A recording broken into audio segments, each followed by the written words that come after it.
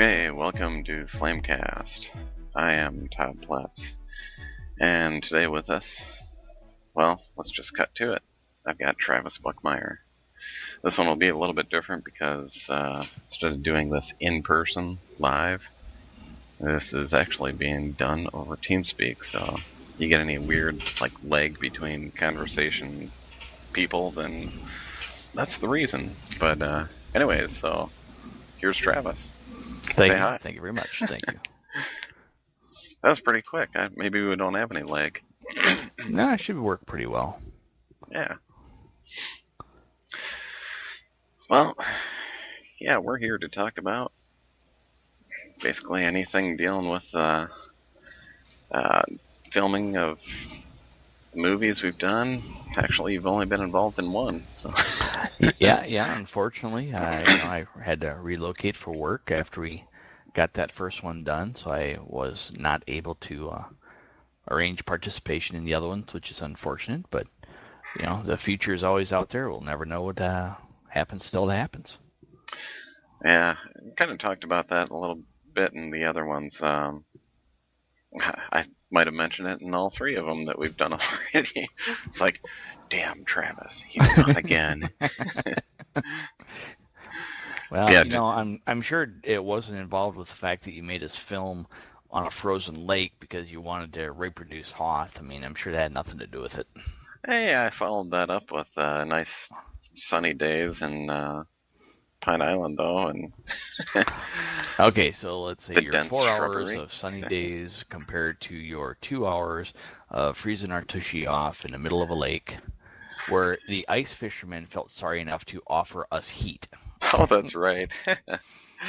I totally missed that guy. What the heck was I doing?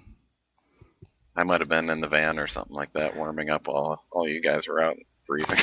Yeah. I don't want to mention that though, because you're the star, you're the director. Gotta leave that focused. Yeah, some of the ones I'd written for you, we were doing the a version of Jedi Clerks. I don't know if that's the final name I'd come up with, but it was going to be you and Chris in that one, and get a little bit of Tina in there. But that one I ended up not using, and I ended up going with Luke and Leia instead, which I'd cast you in. And again, I had to replace you. Yes. Unfortunately, that whole real life responsibility thing comes in and kicks us in the shin. It's like if we were all indefinitely college students, we'd have all the time in the world. Oh God, yes. Or if my ultimate plan of winning the lottery ever pans out, we're set. Oh yeah, that would work too. Because then we could actually afford some special effects that would really just knock the socks off people. Yeah. For Yoda's Treasure, I kind of left a lot of the special effects to Matt, because that's kind of his area. That turned out pretty good. Yeah, we both worked on lightsabers, but the ship flying by and stuff, that was you should tell Matt. people. You should tell people how much of a pain it is to actually make the lightsaber glow. Yeah, frame by frame. So you get 28 frames per second. That's 28 times you got to draw that lightsaber per second. So yeah, that's not fun. Yeah, how would you know? Because I heard you complain about it. Listening to that wasn't fun. Yeah, that might be. Hey, you know what? I just realized something. We're in the lobby. I've got a special area for Flamecast. Well, as long as no one else joins in, we'll be good. Unless you have, recruitment seminars going on and you're going to get flooded with, strangers. So I'm thinking we're okay for now. Yeah, it'd just be Sean's friends and stuff playing games, and one of them's already on there, but we can call it a special guest appearance. Yeah. So yeah, we did Yoda's Treasure, but you remember how we came up with the idea of actually doing a film? I'm still trying to remember how we got onto that whole bandwagon. Oh, I remember vividly. All right, well, let's bring that up. Let's share that so we all can remember. Okay, we were at Star Wars Celebration 2 in Indiana, and I'm not sure if we had already gone to see some of the fan films, or maybe we were planning on going to see some of the fan films, but anyways, we were eating lunch at the nearby, like, little mall-type deal. I don't know if they consider it an actual mall, but... Well, we can call it the food court, because that's pretty much what it was. In the food court, anyways. Talking about the fan films, and someone mentioned, hey, maybe we should do that one. And I believe it was you. And it said, yeah, Todd, go write something. I don't recall it quite like that, but nonetheless, if you want to say that I was the ultimate inspiration for you leading up to this wonderful, wonderful film project, so be it. Well, yeah, we could put it that way. Otherwise, I was going to say you were the instigator. Oh, instigator sounds much worse. We'll go with inspiration. Okay. But now that you mention that, yes, I do recall that. And might I add that for folks who maybe have never gone to one of the Star Wars celebrations, it's actually a very fun event. It is amazing to see what people come up with for costumes. And just on top of that, for folks who don't go out and look at all these other fan films that are out there, there are some fabulous, fabulous pieces of work that have been done. Yeah. And there's some that look like crap that win awards anyways. Well, not that there's any hard feelings or anything. But... It's okay. You hold it back pretty well. I'm very proud of that. I'm just thinking of what was that first one that George Lucas selected? Like, you mean, are you talking Troops, or are you talking something else? No, that what was it, Tauntaun Dreams or something like that. Yeah. Like, oh my God, really? Well, there's no saying that sometimes his choices are questionable, but in the end, he felt that one was worthy of some type of praise. So, let's clap for them. There you go.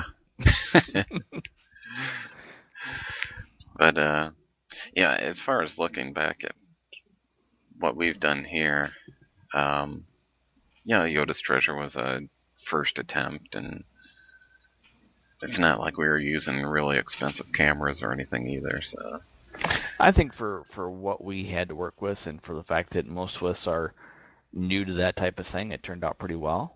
Yeah. I don't want to downplay some of the outtakes that you included as well, because I think that was a comedic factor that just can't be overlooked. Yeah. Like pushing me over in the bushes, that was funny. I appreciate that. Hey, yeah, that was gold, man. Pure gold.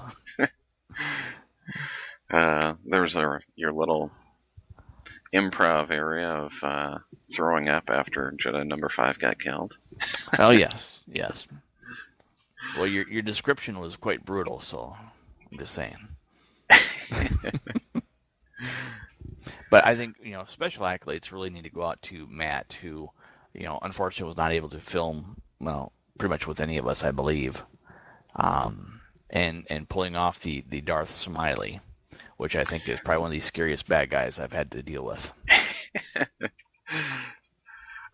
But working with Darth Smiley, though, it was just comedy gold, man.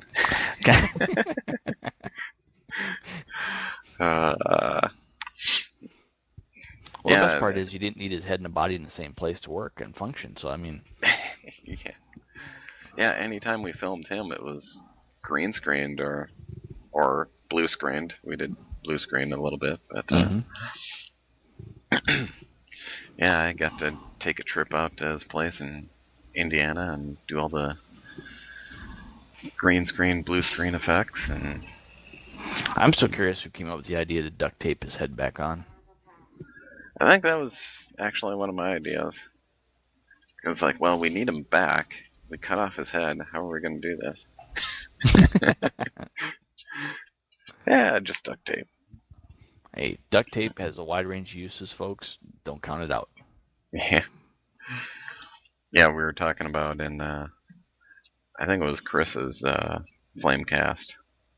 I had mentioned an idea of maybe going back and revisiting these characters and, kind of doing a sequel, so to speak.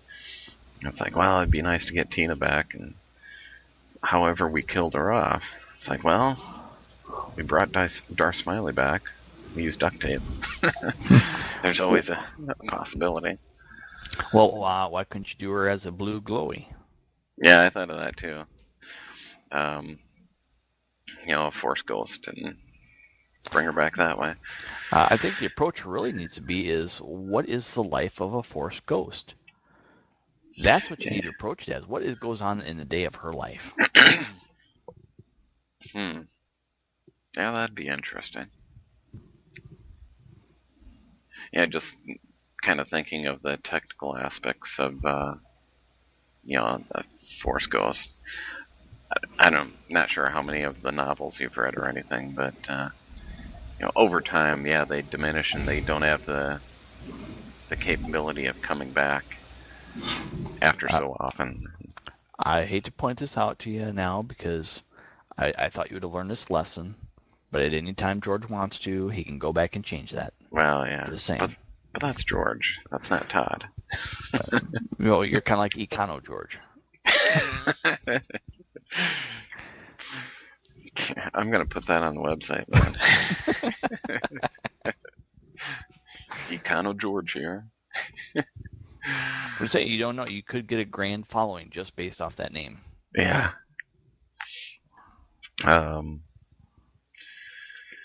Yeah, so that, that's always a possibility. I've written a few different things. Actually, I do have another idea in mind too, but I probably shouldn't talk about it here. Well, I know you don't want to give away your idea just yet. Yeah, I haven't been on the Force.net and looked at what they've had for fan films there in a long time. But I've tended to find a lot of the enjoyable ones now where the Lego folks are doing shorts, and some of those little animated Lego ones are hilarious. Yeah, that would be really cost effective. Don't have to have people in like full armor and stuff like that. No, do it all in voiceover, and like I said, all you gotta do is have the patience to do your stop motion animation. Yeah. I've got a wide selection of figures to work with. I could always do those. Well, if we go back to your days of doing your action traction with the Star Trek stuff. Ooh, nice tie-in. You got some great stuff going on there. I don't know if folks have seen that before, but some of that stuff was total gold. I'm thinking, you might have something to work with on that as well. Yeah. Yeah, I've been meaning to go back and reshoot some of those pictures in digital because, I only had 35 millimeter to work with those. Oh, wow. Yeah, some of those are like harsh to try to get the proper lighting and everything else, and so even add in special effects. And it's like, what you need to do is come up with a good one that has Wesley Crusher in it. And then you need to find a way to make sure that Will Wheaton gets to see it on one of his little blogs that he does. Ooh. And boom, you have instant internet success. Yeah. Geez, well, I do have some of the action traction pictures, featuring his figure. I should probably bring those out of hiding and maybe send them off to him. I'm just saying, again, you never know when you might have a jackpot already sitting there. Yeah. And considering his popularity right now on the internet, between the Twitter and Facebook and everything else that he does, all you need is 3,000 hits. Yeah, I love it when he's on Big Bang Theory. Yeah, that's classic material. Yeah. Although I will admit, I am impressed with the fact the number of Star Trek personnel that they've managed to get on the show. Oh yeah. Yeah, the Leonard Nimoy thing I thought was kind of a cheat because it was all voiceover, but But considering he had vowed that he was done with acting and he was still willing to do a voiceover. yeah, that's true. Yeah, Brent Spiner and LeVar Burton's been on it. yeah, LeVar Burton. He did it. Gosh, who else? I don't think they've had anyone else besides. No, I think it's just those four. But they've got to get more involved with that. I mean, the folks from the Star Trek group have got to be talking about the fact that it's kind of an honor to be pulled into that show. You would think they'd have more of them in it. Yeah. Yeah, did you see that one where they all dressed up to go to the convention? Mm-hmm. Yep. Oh, God. That was just sweet. Their costumes are like right on. Well, considering they probably have better resources than we do, I would say, not bad. Not bad at all. In fact, they probably got it right from the costume department there and from the original stuff. Well, if I'm not mistaken, the original, I call it the original, but the kind of the starter Star Wars fan film, which was Troops, those guys got a lot of those uniforms from storage at one of the movie lots. Really? So, they had obviously an advantage with that one, but nonetheless, they did, get those uniforms out, and that helped make the entire episode. Yeah, and if you don't notice, one of the stormtroopers is wearing high heels. Yeah, I would never have, figured that out until Rubio actually said that at that celebration we went to. It's like, yeah, one of them's wearing heels. It's like, really? Yeah, I think there's some other, if you want to call them bloopers, with that one, with people in the background and like a car driving by. Oh, yeah, that's right. I wonder if those are online, the bloopers. I'm pretty sure they are. Probably. YouTube is a plethora of resources. Yeah. Yeah, some of those old films, I was showing someone Jedi Hunter not too long ago. Mm-hmm. Like that. I mean, that was one of the winners from way back when, and that one totally deserved it. Mm-hmm. That one was sweet. But yeah, speaking of costumes, though, I was trying to get one of the guys that has a Darth Vader costume, and I was going to use him in Connect More. And yeah, I think I found his name through. He's actually part of that 501st. Mm-hmm. Yep. And he's just right up in the cities, and Twin Cities, Minneapolis, St. Paul. For those who don't know. Yeah, I don't know if he was being polite and kind of declining, saying he was not able to do it or what, but it's like, well, okay, we can go back with the Darth Maul makeup and my person that I use for Darth Maul, Darren, he actually did the full makeup over the eyelids and everything, unlike some other Darth Mauls we have had. Yeah, I'd like to point out, though, and for folks who don't know that, the red makeup that Todd likes to stick on people burns into the skin, leaves it for a few days afterwards, so just want to point that out, bring that up. I don't recall him having a problem with that, but well, you maybe. probably got new, better makeup for him, No, I think it was the same stuff. Well, that's just disappointing. Yeah. Did Connect More with Darth Maul? I've got a picture right next to me, actually, of him. Really? Both of the times, makeup did you turned frame out it and really put it on good. your desk? Well, you framed it and put it on your desk, didn't you? It's not on my desk anymore. It's hanging next to my desk. All right, I'm okay with that. Do you have a picture of us on the frozen tundra? Yes, I do. All right. Yeah, I took each of the stills that I was planning on using for movie posters and kind of framed them, made them 8x10. Connect More one, I just did the shot of the game box. I don't know how long ago you've seen it, but yeah, the game box has the one Jeddah and Darth Maul playing the game. Still shot. Yeah. Cool.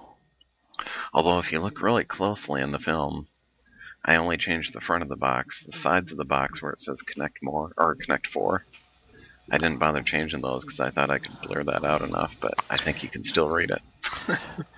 I don't think people are going to notice that as much. Well, not. Well, they will now that you went and mentioned it.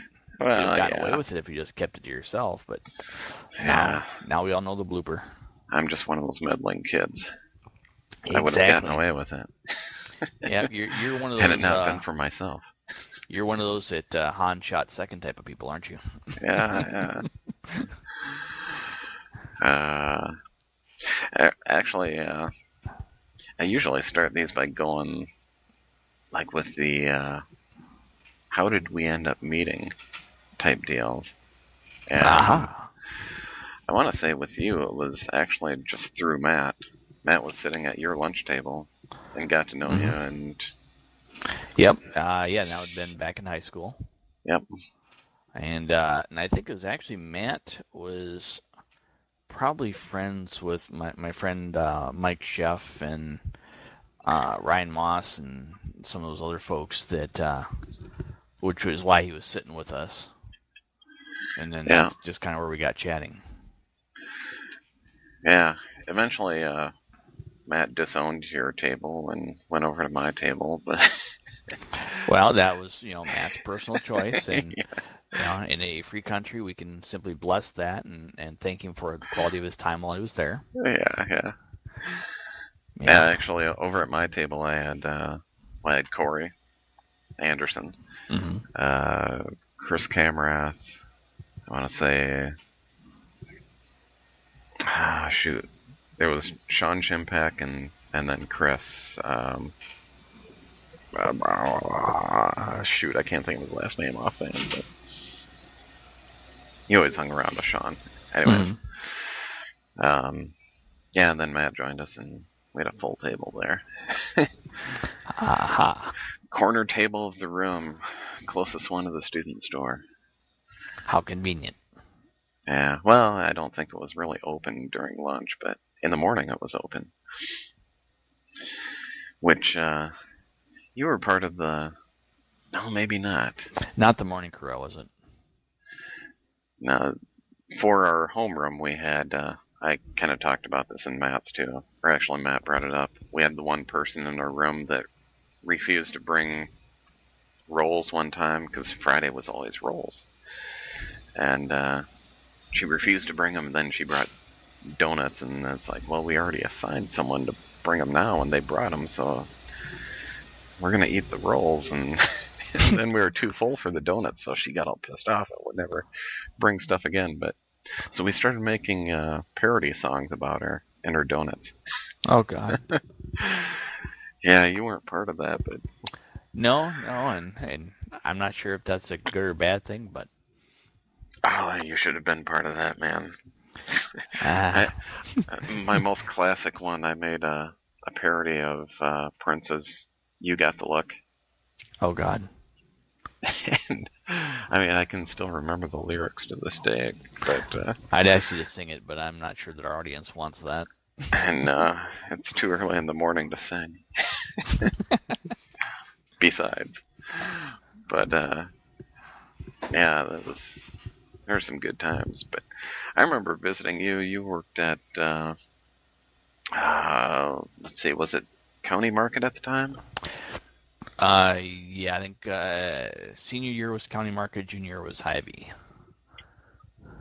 Yeah, maybe we saw you at well, we probably went and saw you at both. But it's entirely possible. We'd come and harass you at work. And... Hey, it added entertainment to the day. But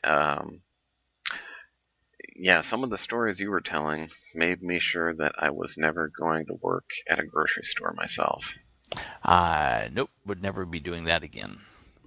No, I think it's fine for the younger individuals as your first job to actually learn what a complex and interesting world the supermarket industry is.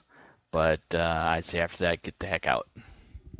Well, I probably wouldn't make it that long because your stories about certain types of insects in the produce. Well, you get those shipped in from somewhere outside the country, and boom, black widow spider. Look at that. Yeah. Yeah, that definitely turned me off right there. I'm like, I'm never working in a supermarket. Yeah. Yeah. So anyways, after that, yeah, I went to school over in Winona. And second year of my Winona years, you went to Mankato, Mm-hmm. which is now it's no longer Mankato State University. Was it Minnesota State University? It's Minnesota State University, Mankato. What, like there's another one? Well, what they did is they renamed all of them as the Minnesota State University, and then the last name is the city that it's in. Well, wait a second. It's yeah. not part of the University of Minnesota system, No. though. No, it's still a Minnesota State University / Mankato or / Duluth or / whatever. Oh, so there is actually more than one. Yep. I did not know that. Yeah, it's a complex system. I'm not really sure what the whole point was having to go through and rename everything because, quite frankly, it's, you knew what it was before. But I suppose in the digital age, if you're trying to get folks from outside the state coming in and they want to go to a state university. Yeah, I suppose. Plus, isn't that the university that they deal with in that TV show, Coach? Oh, yeah, there was that, wasn't there? Yeah, I think they were Minnesota State University. You are correct. They didn't exist at the time. You are correct. They stole an idea. Yeah. Well, who stole from who? It would have been the university system that stole from them. Yeah, it would have been, because that TV show was up there before the name change. Yep. Just another one of those weird, wacky things. Yes, it is. Yeah. I recall staying over at, what was it, your first or second weekend as a student there? Mm-hmm. Or something like that. And we ended up going to George Carlin. Oh, yeah, that was for homecoming. Yeah. That was a delightful show. Looking back on it now, because Chris Matthiasen went with us. Poor Chris. And he was just a senior at the time, but yeah, with all the profanity and stuff, and now Chris is like a pastor in a church. And Chris, if you happen to listen to this podcast, we love you, buddy. Love you, man. And we're sorry we took you to George Carlin. Well, I'm like, I suppose I can't call him like Reverend Dickweed or something like that now, can I?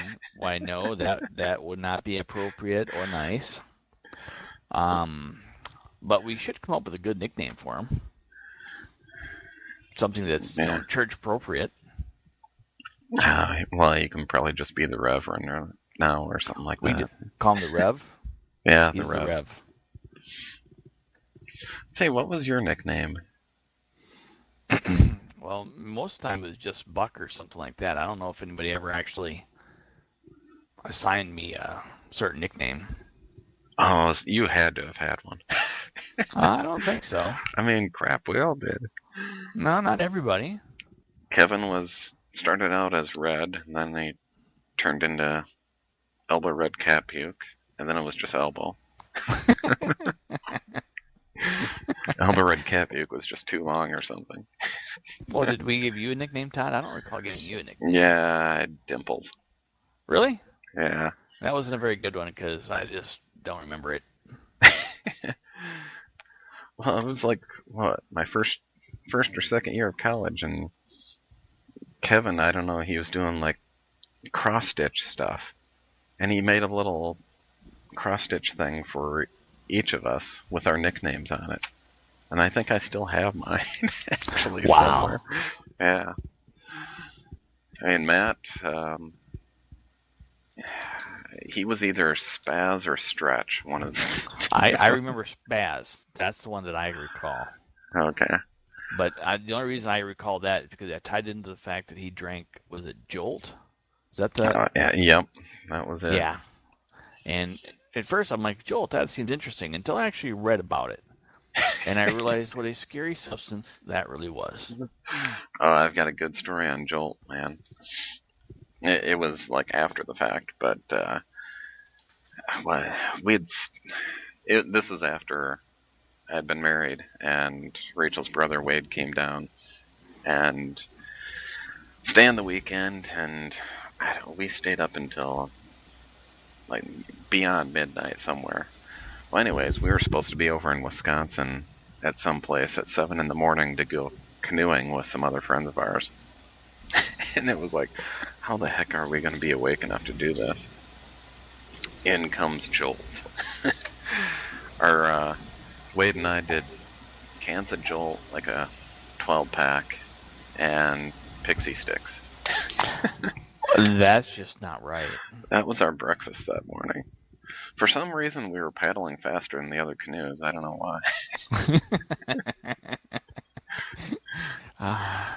Well, the flip side of that is, for most of my friends now who have kids, I always volunteer to send over a box of pixie sticks to let them experience the joy of their kids on that stuff. So as you can relate, I think it's about time I sent your kids over a box. Yeah, I'm sure they'd love that. Well, my kids are pretty mellow though, so that might bring them up to normality. So. Yeah, we'll have to give them a double dose. I'll get some Jolt. Yeah. Jolt's hard to find now, though. Where there's a will, there's a way. Yeah. You can probably special order it online. Yeah, you can order just about anything through Amazon. They probably have Jolt there, too. Yeah, it is amazing that we now have if you go back even 10 years, just think the difference in your online capabilities of obtaining things. Because you're right, Amazon, they have so many different things that you can get. It is just amazing. Remember the cereal Quisp? Uh-huh. Yeah, you can barely find that anywhere anymore. And they have it. Yeah, they have it. Well, there was a kind of a one of those like craft boxes of noodles that it was one that I liked, and I could find it in Minnesota stores, but since I've relocated a couple times now, I had not been able to find it anywhere. Went on to Amazon, boom, get it by the case. Ah, jeez. Good stuff. I seem to recall, though, that their prices were a bit high for, well, at least for the food items I was looking at. But Well, it depends on what it is and probably how rare it is, but for the stuff I was looking for, it was decent. What I found amusing, though, is that there's actually a new Amazon distribution center like down the road from me. Yeah. And whenever I order stuff, I always get that option. You can do 2-day shipping. They give you an upcharge, whatever like that. And I always pick the free, ground 5 to 8 day shipping. Yeah. And I get it in 2 days. Every time. Yeah, that's one of the benefits of living where you're at. Exactly. Jeez. Yeah, I don't do too much shopping there, but if I had service like that, I might change my mind. Well, it made it easier. For an example, the last thing I ordered, there's a pair of shoes I wanted, Skechers. The Skechers store has not carried my size in 6 months. Skechers online didn't even have the shoe listed anymore. Amazon had the shoe in my size in 2 days. Paid a little more, but I got what I wanted. Jeez, what size do you have? Well, I normally for a Skechers either 10.5 or 11. Oh, And So it's nothing really out of the ordinary then. No, I think the problem might be it was common enough that the stores only had 10 or 11.5, and online was very similar in what they had. Oh. Because, yeah, that's about what I wear myself. And trusty old Amazon had it. That's interesting. I need some new shoes. Amazon.com. Size. I'll keep that in mind. Yeah, one of the other... Actually, that wasn't through Amazon, I don't think. The Jedi boots that I bought those online, but yeah, those aren't Amazon. I think that was an actual, what the heck was that? Place where you can buy, like, equipment for riding horses and stuff like that. Right, yeah. An equestrian facility, which is what, for a lot of the early outfits, is where they got the boots from. Because the boots I had for my outfit as well came from an equestrian site. However, on eBay now, a lot of times there are a lot of places that are actually making a little bit higher grade replica costumes that you can get from now. So, I mean, they have a little bit more. They have like the detailed boots with the added buckles and straps and whatever else. Yeah, I never bothered putting on the straps and buckles and stuff. I just left them plain. Yep. Because it's like, yeah, I could, but then I'd look like everyone else. Let's just go with the stripped-down version. we definitely wouldn't want that. Oh. Yeah, I remember driving with those things, and that wasn't working too well.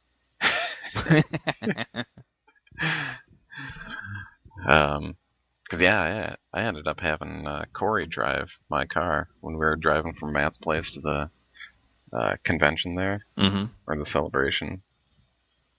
Otherwise, I suppose I could have swapped out shoes and stuff, but I think the first day I didn't even think about it, didn't bring my shoes along, and kept the boots on. It's like, this is too hard to accelerate. You can't move your foot like that without picking up the whole thing, and then it's like, yeah, I'm going to get us all killed. Yeah, luckily I didn't have to try, but I have to agree with you. The boots were definitely a little bit awkward to function like that. Yeah. It was a little tricky to walk in them the first time, too, but yeah, you got used to it.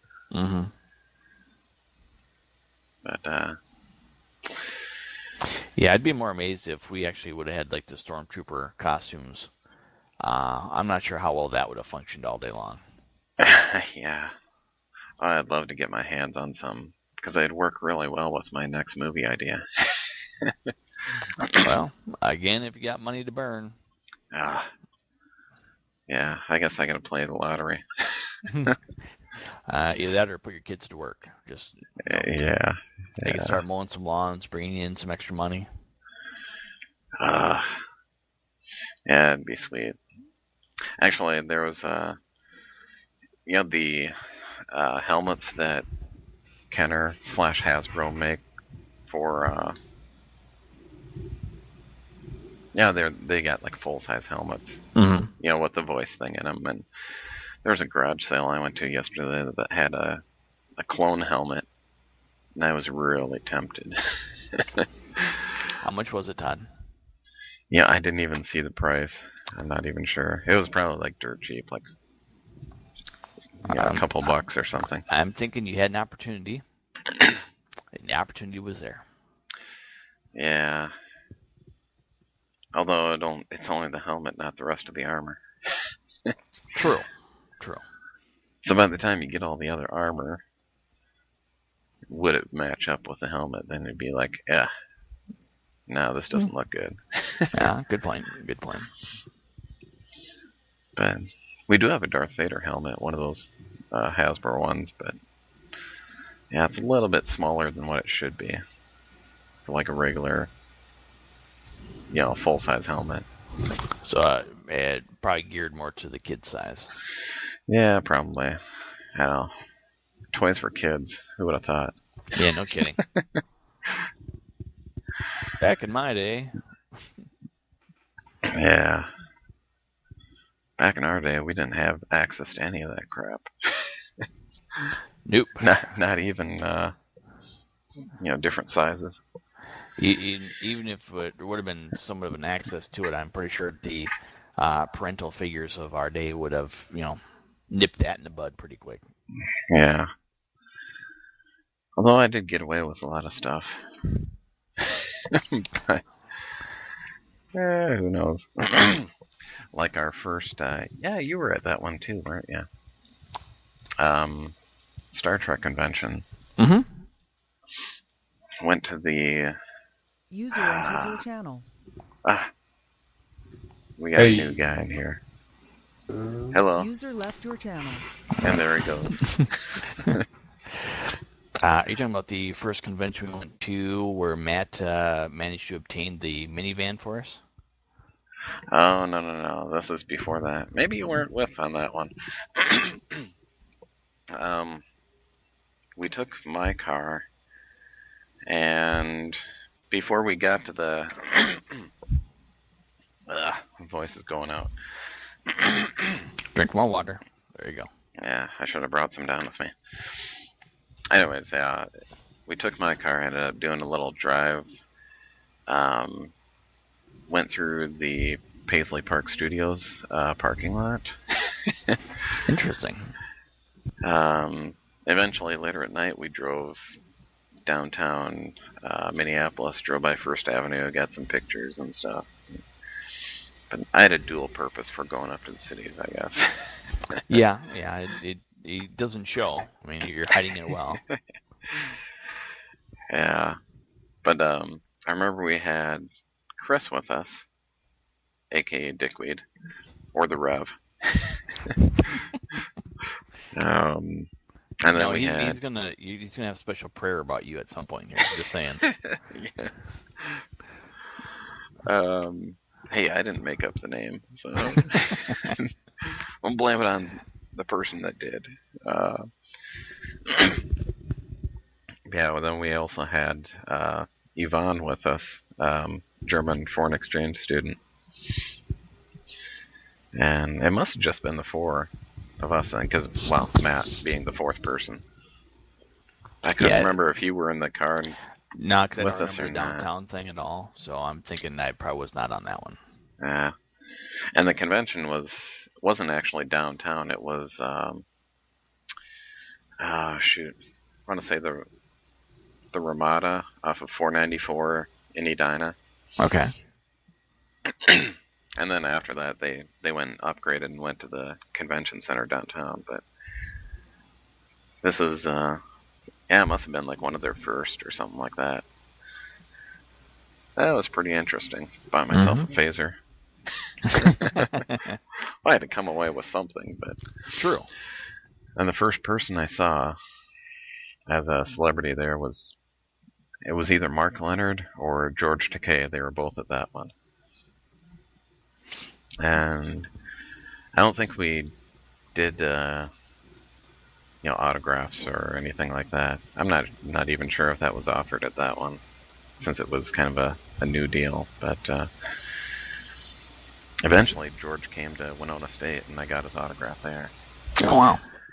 Yeah, which I also have a picture of, because I had a friend of mine there along with me, and he had my camera, and I'm like, oh, you mind if I get a picture here? And he's like, well, don't stand in front of the table, come behind. And awesome. So yeah, it's like me and George side by side. I'm like, oh, this is so cool. That's awesome. Which I really need to post that on my website again. Yes, you do. Well, I'm trying to remember if this was the first one I went to with you guys. The convention that had Jonathan Frakes in it. Oh boy!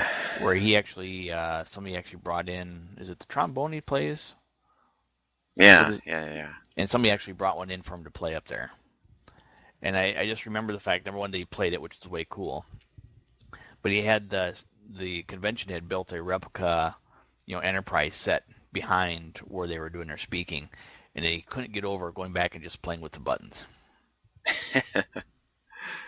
Gosh, I just vaguely remember parts of that. Yeah, I think the other speaker was Marina Sirtis, who kind of got a little bit of a boo going on because they announced that somebody had lost their child, and she chastised someone for losing their child. Classy, very classy move. Yeah, I went to another one with her, and a friend of mine that I was working with. I almost stood up and asked a question, asking if my friend wants to know if you have a sister. Oh, that'd have been good. But I didn't do it. Aw. Yeah, I should have. He would have just shrunk down to nothing beneath his chair. Mm-hmm. Now, were you with the group when we had the convention with Michael Dorn, who plays Worf for folks that don't know? Right. I was at one that had Michael Dorn, but that one was... It was a smaller room. It wasn't like a huge convention center. Yeah, this was at St. Paul Civic Center that I had gone to where he was there, but was there another one that I saw him at?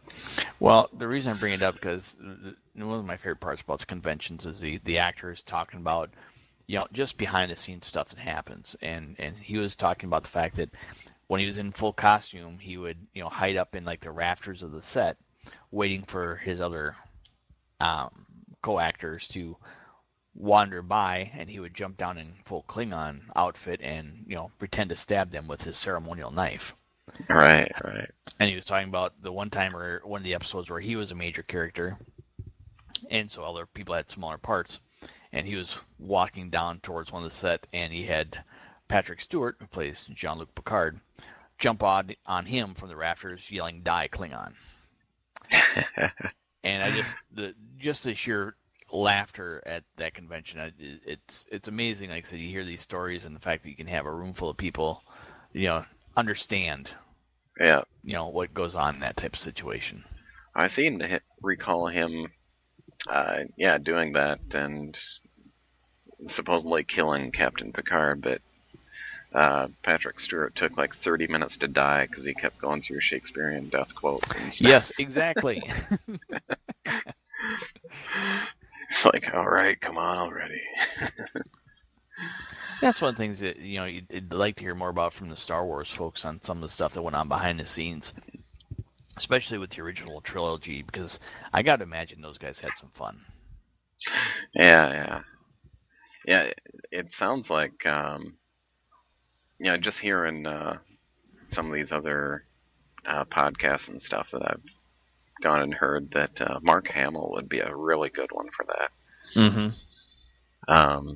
Harrison Ford, probably not so much.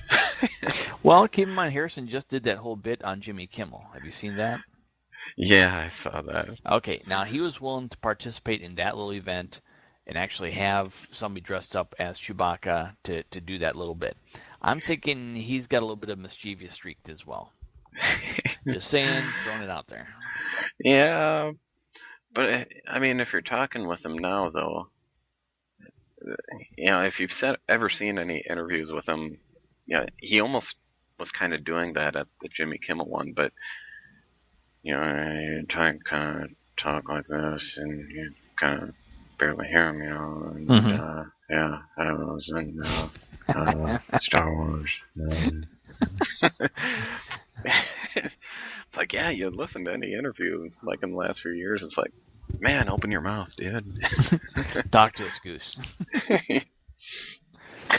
I was listening to another podcast like a week or two ago, and there's this guy doing an imitation of both Harrison Ford and Sean Connery at the same time, kind of recreating the part in Indiana Jones and the Last Crusade where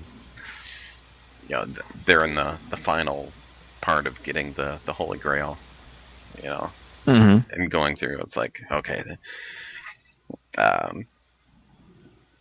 Sean Connery's character is laying there dying and stuff. And just going back and forth, it was hilarious because he had Harrison Ford as Indiana Jones kind of talking like that, and it's like, you know, penitent man, and kind of mumbling, and he had his Sean Connery character saying, "Oh, I've got a idiot for a son," and all this stuff. It was just hilarious.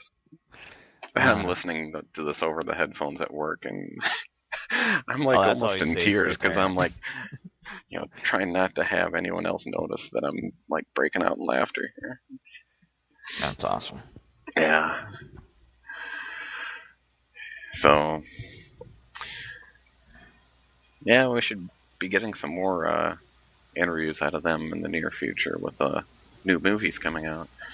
Yep.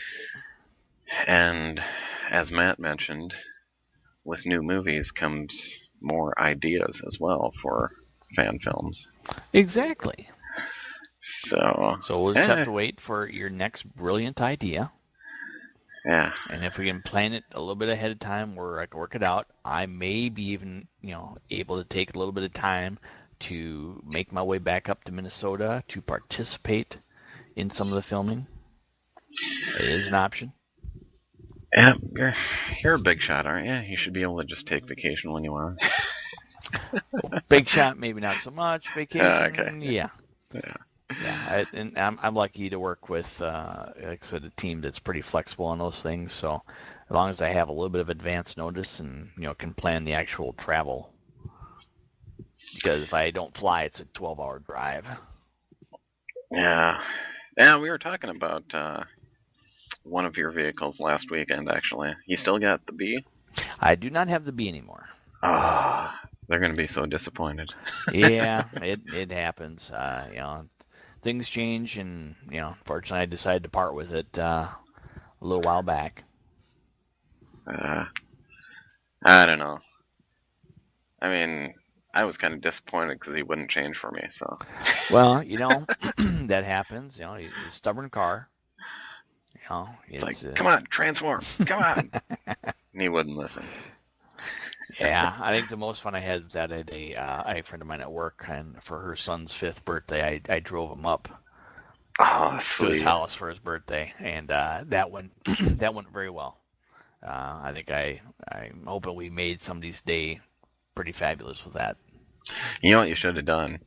Should have had a pre-recorded like CD or something like that, and play that as he's talking to him or something like that. Actually, with that car, what we were going to try and do is it actually had my phone was tied into it. Oh, so yeah, that would work even better. We're going to think about calling in, from somebody else's phone. Then while he sat in the car, talk to him like we were the car. Yeah. But his mom pointed out that he knew that Bumblebee couldn't really talk. So. Yeah. Well, it was a good thought.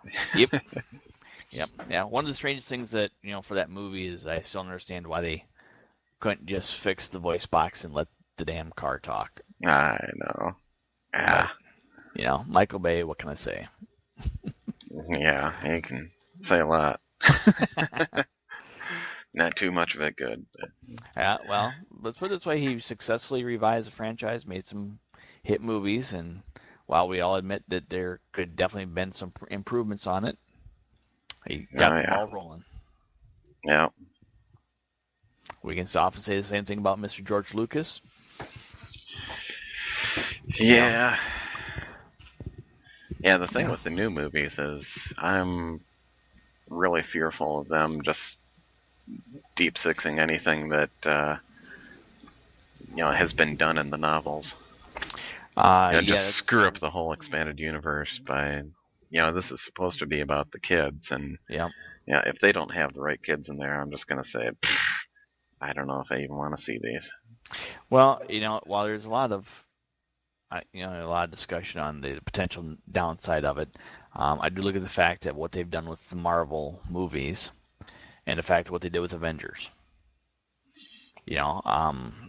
I enjoyed Avengers. I thought it was a wonderful movie. And I just have confidence in the fact that they are going to understand the potential of the brand that they've bought, and that they are going to want to make something that whatever they push in the marketplace is going to be of the quality of that brand that they need and want to make a lot of money off of it. If they go and tank it on that first movie, they're going to struggle after that. Yeah. I guess we'll see soon enough. Yeah. Was it 2 years from now? I think 2 years was the from first now. one. Yep. And then every year after that for well, the at least next for few 5 years. years, because the next trilogy is going to be every other year, I believe. And then in between those years are going to be independents of probably like a focused character, such as young Han Solo or something like that. Right. And Boba Fett, Mm-hmm. I think, was one of them talked about. Wasn't Yoda another one? Correct. Yeah. But I think a lot of that is probably, really guessing speculation. But I think the true test of the new movies will be to see how they do the opening of the film. Star Wars is known for the fact that you have the scrolling text on the screen. Yeah. But that's also part of it because in most movies, actually, they're required to show all the actors' names in the opening credits. Star Wars does not do that. Mm-hmm. And I'm interested in seeing if they will honor that tradition or if they will cave into the screen actors and do the credits. Well, I remember, I think it was Irvin Kershner that had a real issue with that. Because he was like, I directed this thing. My name should be at the start of the movie. And they're like, no. Correct. Yep. But, yeah, George kind of did his own thing. And wasn't it part of one of the movie guilds out there that, this is what you have to do. And he didn't do it, so he just kind of quit them and did his own thing. So exactly, and I think that's exactly what went down with that. And but now that it's not under him and it's under Disney, what happens with that one? But yeah. on the flip side of that, I got to think that most actors are going to understand that you're dealing with an iconic franchise.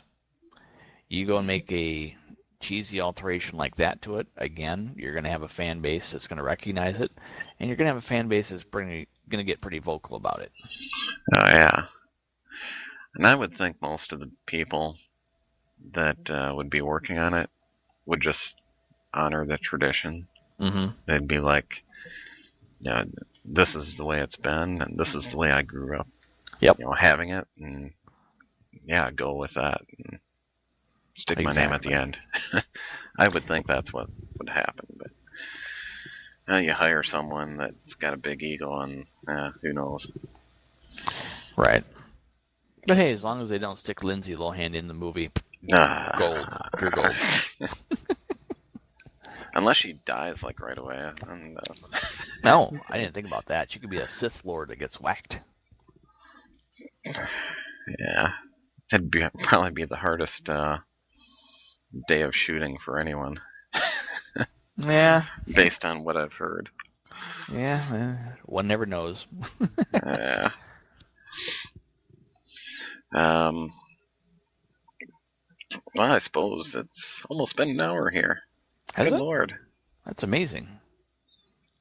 Let's see, I started recording at 9:23, 10:23 in your time. Hey, it's been exactly an hour. It's a Christmas miracle. Yay! See, Todd, I really think you're missing out on having your own talk show. I really do. No. Yeah, but this one was, we didn't follow the strict format like we did on the others, and I think it turned out really well. Excellent. It definitely was fun.